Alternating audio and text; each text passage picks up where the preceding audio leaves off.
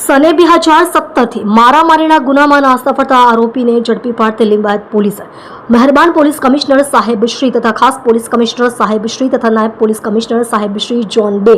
તેમજ મદદનીશ police commissioner સાહેબ શ્રી ડી ડિવિઝન સુરત શહેરનાઓની સૂચનાથી તેમજ પોલીસ ઇન્સ્પેક્ટર એન કે કામળિયા સાહેબનાઓની સૂચના તથા માર્ગદર્શનથી તેમજ second police inspector CS Dhokadiya સાહેબનાઓના દેખરેખ હેઠળ નાસ્તા ફરતા આરોપી શોધી કાઢવા સારું સર્વેલન્સના police sub inspector DR Odedara નાઓ તથા પોલીસ માણસોની અલગ અલગ ટીમો બનાવી નાસ્તા ફરતા આરોપીઓને પકડી પાડવા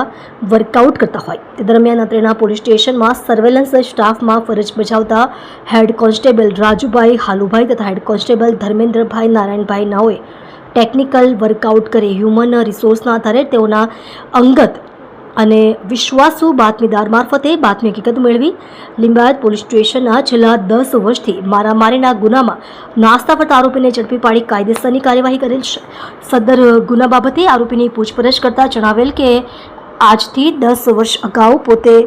તેના મિત્ર સાથે મોટરસાઇકલ ઉપર લિંબાયત સલીમ હેર આર્ટ નામની દુકાન સામેથી પસાર થતા હતા. તે વખતે સલીમ હેર આર્ટ નામની દુકાનમાં કામ કરતો દાનિશ જે રોડ વચ્ચે ઊભો રહી મોબાઈલ ફોનમાં વાત કરતો હોય અને રોડ ઉપર ટ્રાફિક હોય જેથી મેં આ દાનિશને સાઈડમાં ઊભો રહેવાનું કહેતા જેથી સદર આરોપીને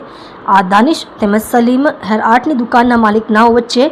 ગાળ ગલોચ અને મારામારી કરી ઈજા પહોંચાડી ભાગી ગયેલ હોય અને જેઓ સદર ગુનામાં પોતાની ધરપકડ ટાળવા આજ દિન સુધી નાસ્તા ફરતા હોય જેને પકડી પાડી આરોપી આફતાબ આલમ અબ્દુલ હમીદ પઠાણ ઉંમર વર્ષ 32 ધંધો મજૂરી રહે flat number 103 galaxy palace Bhavnanagar Limbayat Surat શહેર મૂળ વતન ગામ ખખરેલું થાના ખખરેલું તાલુકો ખાગા જિલ્લો ફતેહપુર ઉત્તર પ્રદેશના વિરુદ્ધ કાયદેસરની કાર્યવાહી કરેલ છે.